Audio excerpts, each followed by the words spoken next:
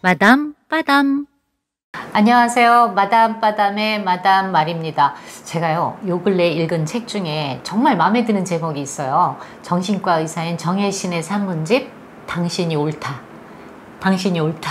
정말 기분이 업되는 제목이죠. 말 그대로 당신이 옳으니까 주변에 휘둘리지 말고 당당한 마음으로 살아가라, 이런 얘기거든요. 오늘은 책이 아니고 우리 박사님을 모시고 그 마음 건강, 마음 근육을 어떻게 단련시킬 수 있는가를 이야기해 보겠습니다. 직접 소개를 좀 해주시죠. 안녕하세요. 저는 사과나무 마음건강 상담센터에서 센터장으로 일하고 있는 상담사 노미화라고 합니다. 반갑습니다. 아니 근데요, 어떻게 그렇게 상담사 자격증만 4개, 복지사 자격증까지 여러 개를 따셨는데 평생 공부하고 상담만 하셨나 봐요. 제가 상담을 시작한 게 2006년 정도쯤 시작이 되고요. 거의 20년. 네네. 근데 이제 상담사로서 활동을 하려면 나에 대한 이해, 그리고 나의 어떤 장단점부터 시작해서 사람을 어떤 식으로 내가 바라보는가라는 어떤 철학적인 것까지 조금 영역들이 좀 넓다 보니까 공부를 하게 되고, 또 이제 그 공부에 필요한 어떤 자격들이 좀 있잖아요. 그래서 자격증도 좀 따야 되고 뭐 그런 어떤 과정을 거쳤던 것 같습니다. 가방 끝 길이가 안 보이는데요. 그런데요, 네. 우리가 이제 교과서적인 얘기 말고 상담 사례를 통해서 피부에 팍팍 와닿는 이야기로 이야기를 좀 풀어볼 텐데, 어느 분이 그 마음 건강에 관련해서 그런 얘기를 하세요. 우리가 자동차를 몰 때도 웬만한 시간이 되면 정기 점검을 해주잖아요. 근데 마음은 너무 방치를 한다는 거죠. 그렇죠. 특히 이제 나이 들면서 이 마음의 건강 검진 필요하다. 어떻게 생각하세요? 요즘은 이제 흔히 100세 시대라고 얘기를 하잖아요. 그 어린 시절 아니면 청소년기 대학에서는 밖으로 향하는 어떤 시기였다면, 저는 그 100세의 한 반 정도 되는 한 50을 전후로 해서는 조금은 나를 돌아보는 어떤 시간들이 좀 필요하고, 나를 돌아보는 어떤 시간을 또 이제 마음 건강이라고 얘기를 하고, 또 새로운 어떤 자아를 만드는 자아 정체성을 찾는 시기, 뭐 이렇게 또 이 표현을 하는 것 같아서 너무 필요한 거 아닐까라고 생각합니다. 특히 이제 우리가 중년이 되면서 굉장히 그 우울하다라는 증세를 많이 호소하는 분들이 그렇죠. 계시잖아요. 정말 중년이 되면 피하고 싶고 부담되는 얘기인데, 사실 저도요, 지난주에 와서 상담을 받았습니다. 여기 제가 거짓말이 아니라 정말 제가 받은 자료 여기도 있는데, 받고 나니까 정말 마음의 근육에 어떤 이두박근, 삼두박근 생긴 것 같아요. 전문가시니까 그 바디빌더 대회가 아니라 마인드 빌더 대회에 나가셔도 될 것 같아요. 근데 근육은 한번 생긴다고 해서 평생 가진 않잖아요. 없어질 때 금방 없어지더라고요. 그쵸? 생기긴 힘든데. 네네. 그래서 상담사들도 끊임없이 자기 어떤 수련의 과정들을 겪어야 마음이 튼튼해지지, 한번 한다고 해서 되는 건 아닌 것 같습니다. 자, 근데 이제 이런 편한 마음으로 우리가 우울증에 관련된 얘기를 할 텐데요. 여기가 스튜디오, 전용 스튜디오를 벗어나서 지금 박사님 상담하시는 사무실로 저희가 자리를 옮겼어요. 깜짝 놀랐어요. 이게 뭔가요? 그 상담을 하면 보통 사람들이 이렇게 말로 하는 것들, 뭐 이런 생각들을 많이 하시는데요. 요즘은 미술이라든지 음악이라든지 다양한 도구가. 매체를 활용을 하는데, 여기 있는 거는 피규어라고 얘기를 하고 있거든요. 피규어. 예, 그래서 동물이나 아니면 인형, 뭐 다른 어떤 사무 소품을 통해서 자신의 마음을 언어적으로 표현하기 좀 어려워하시는 분들이 이런 피규어를 갖다 놓고 그것을 이야기를 합니다. 제가 좀 눈에 띄는 게 얘인데, 얘는 어떤 마음 상태면 곤란하시나요? 일단은 그냥 하나가 어떤 의미를 갖는다라기보다는 맥락이 굉장히 좀 중요한데, 만약에 이제 중년기 여성이 이러한 것을 이제 가지고 왔다 하면 뭔가 새롭고 화려하게 조금 이렇게 자신을 드러내고 싶은 어떤 욕구들이 있지 않을까라고 하나 한번 의심을 할 수는 있을 것 같습니다. 오늘 마음껏 드러내 보겠습니다. 그리고 요 다 필요한 도구들인 것 같아요. 네, 와서 이제 눈물 흘리는 사람, 땀 흘리는 사람, 콧물 흘리는 사람 닦아주고, 시간 재셔야 되고, 상담 받은 내용 기록하셔야 되고, 뭐, 진짜 꼼꼼하신데요. 자, 그럼 이제 시작을 해볼까요? 네. 왜 우울할까요? 그것이 이제 객관적으로 정부 통계에서도 좀 드러나고 있거든요. 그래서 가장 최근에 어떤 그 정부 통계에서도 보면 우울증이 조금 가파르게 상승하는 어떤 것들이 좀 있고요. 맞아요. 제가 그 통계 중에서 제일 좀 이렇게 눈여겨봤던 거는, 우리가 생각하지 못했던 20, 30대의 어떤 우울증이 조금 가파르게 상승하는 점 하나하고, 60대를 전후로 하는 중년기 우울이 또 높은 어떤 그 고점을 차지하고 있더라고요. 그래서 이 부분이 좀 특이하다라고 생각을 좀 하고, 중년기의 어떤 그 우울증 이런 부분에 대한 관심을 가질 필요도 있겠다는 생각이 좀 듭니다. 맞습니다. 제가 딱 그 지점에 있기 때문에 특이하다 이런 거보다는 이게 주변의 얘기를 들어봐도 이게 보편적인 증상인가 할 정도예요. 그리고 사실은 이제 제 경험인데 저도 이제 은퇴를 하고 나서 제일 힘들었던 게 명함이 없어지고 그렇죠. 코칭이 없어지는 거예요. 그러니까 어느 날 갑자기 PD였다가 뭐 국장이었다 임원이었다가 아줌마 선생님 뭐 이렇게 되는 거예요. 그렇죠. 이게 뭐지?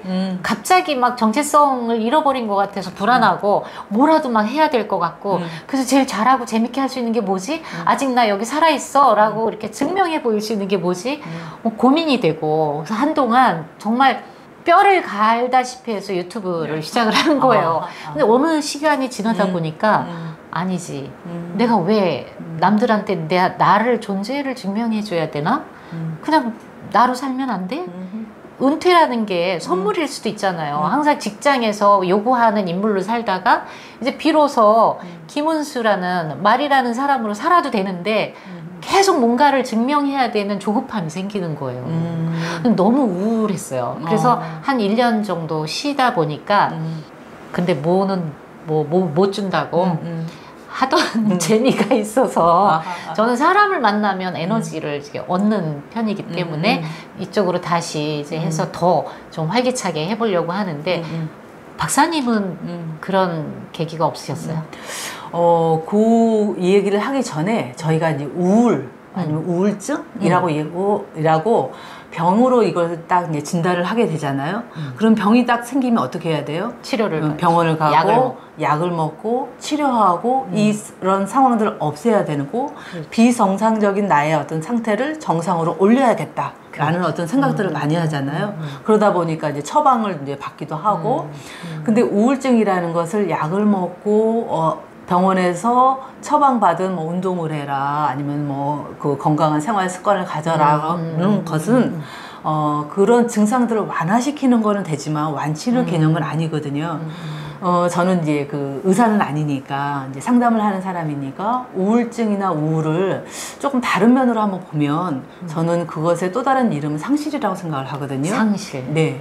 그러니까 방금 그 우리 마리님이 얘기하신 것처럼 내가 사회적인 관계나 아니면 가족 안에서 관계에서 맞아요. 역할을 상실을 하는 거죠. 부장님이나 아니면은 어떤 임원이라든지 이러한 어떤 나의 정년 퇴임하고 관련해서 직위들을 잃어버리는 거고, 가정에서 볼 때는 며느리나 아니면 가장의 어떤 역할들, 부모로서 나 아이들을 양육해야 되는 그런 어떤 관계들이 없어지는 거죠. 그렇죠. 일종의 상실인 나를 거죠. 더 이상 필요로 하지 않는 거죠. 이제 그것도 이제 하나의 그 상실이기도 하고, 또 하나의 그 상실은 친밀함에서 내가 상실을 받는 거죠.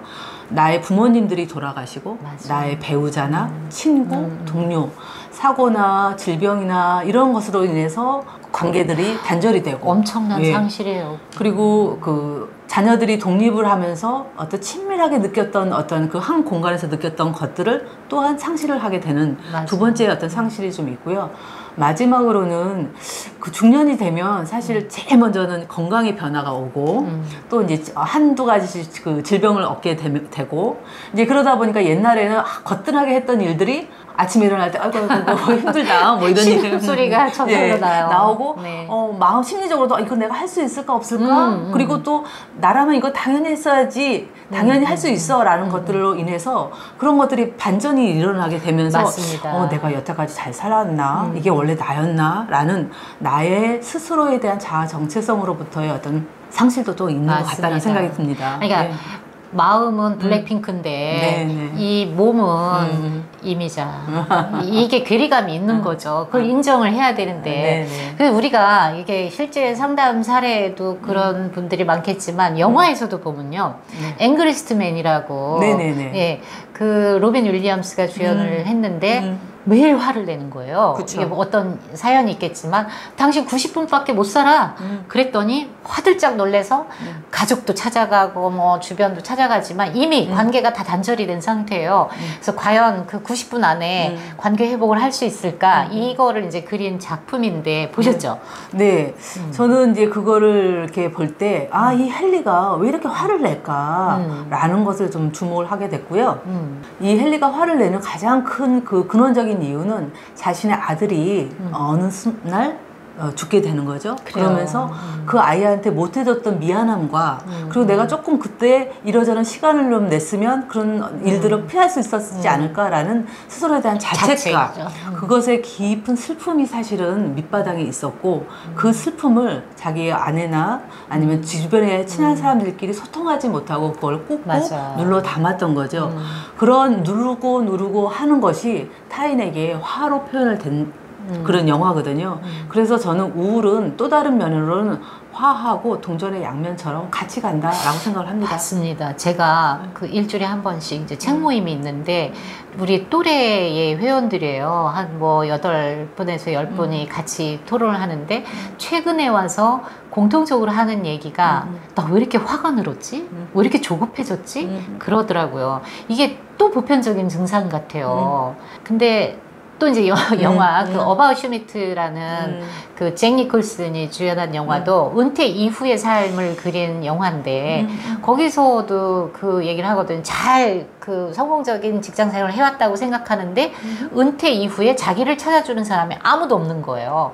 그러니까 관계도 단절이 되고 그 다음에 가족과의 소통도 막혀버리고 하다 보니 더 외로워지고 그러다 보니 뒷방 늙은이처럼 되는 거거든요. 그렇죠. 네, 이런 증상들을 호소하는 또 직접 상담해 보시는 사례도 있으실 것 같아요. 그래서 요즘은 중년기 남성들이 사실 상담에는 많이 안 왔는데 요즘은 남성들이 옵니다.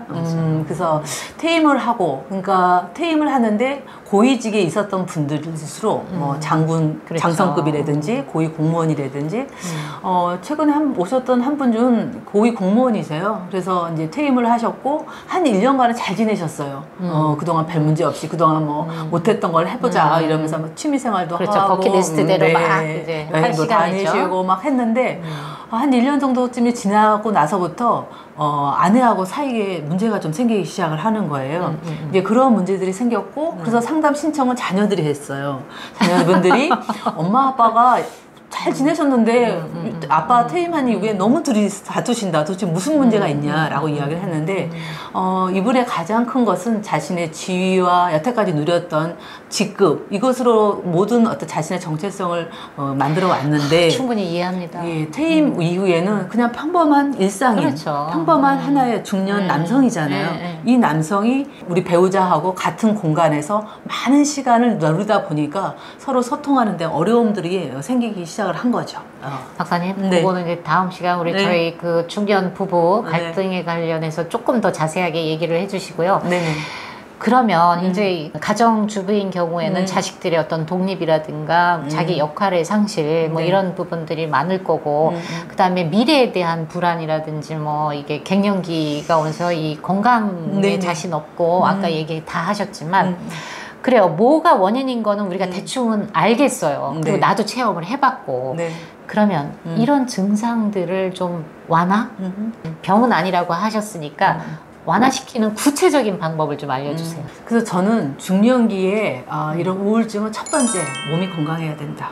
이미 나의 신체적으로 나약함과 그리고 이렇게 여타의 어떤 증상들이 있잖아요.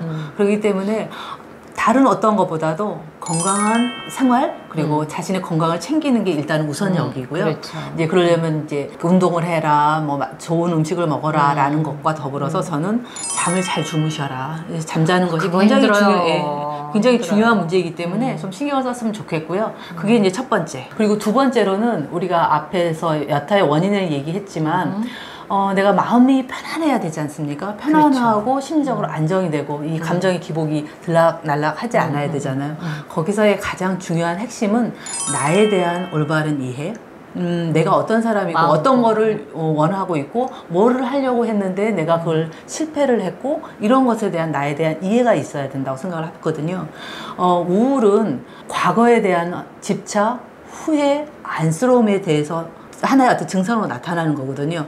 불안이 미래에 대한 이야기, 스트레스가 지금 현재 당면한 문제라면 우울은 과거에 대한 집착이에요. 그러면 그 과거를 쭉 둘러보는 것, 이것들이 좀 필요하기 때문에 저는 이런 것에서 상담을 좀 한번 받아보시면 정말 도움이 된다라고 생각을 좀 하고 있고요. 두 번째로는 그런 어떤 상담을 도움을 통해서 나에 대한 이해가 있었으면 좋겠다. 그 상담이라는 걸 부담 갖지 마시고 그냥 대화라고 생각하시면 될 것 같아요. 그렇죠. 예, 저도 와서 박사님 뵙기 전에는 이거 어디까지 내 마음을 오픈해야 되나 굉장히 긴장도 하고 그랬는데 막상 얘기하다 보니까 오랜 벗과 이렇게 이야기하는 것처럼 마음이 편하거든요. 그러셨어요? 네. 네. 상담료는 안 드렸지만 어쨌든 이렇게 대화를 한다 생각하시고 내 마음을 좀 어디다가 이렇게 표현하는 게 좋을 것 같아요. 네. 그리고 마지막 한 가지를 더 제가 그 이야기를 좀 드리고 싶은 거는 뭐냐면 아까도 이야기를 했지만 뭔가 이렇게 그 사람들은 나가 누구냐라는 것들을 찾아 나가야 되는데 혼자 방에 앉아 있는다고 나에 대한 깨달음이 오지는 않잖아요. 나가 어떤 사람인지는 타인을 통해서 검증이 되거든요.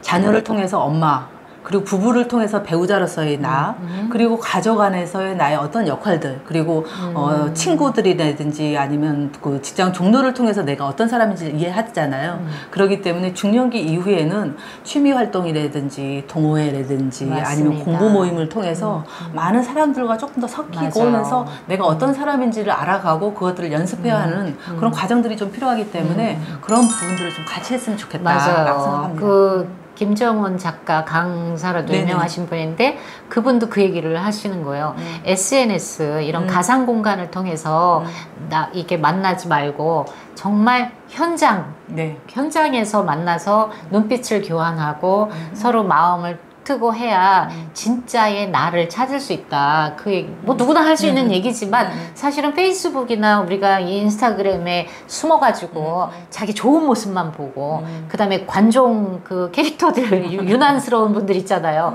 그렇게 해서 자신을 드러내는 것보다는 상대가 있는 현장, 공간 안에서 서로 접촉하는 게 중요하다. 터치가 중요한 거죠. 네. 그래서 여러분들 그거 말로는 저렇게 쉽게 할 수 있지 이렇지만 누구나 말은 쉽게 할 수 있어요. 근데 행동을 하는데 조금이라도 노력하지 않으면 어제보다 더 나은 나를 기대할 수 없거든요. 그죠? 그래서 결론적으로 좀 세 가지를 얘기하셨지만 박사님은 자가치료도 하실 거 아니에요. 치유도 하시잖아요.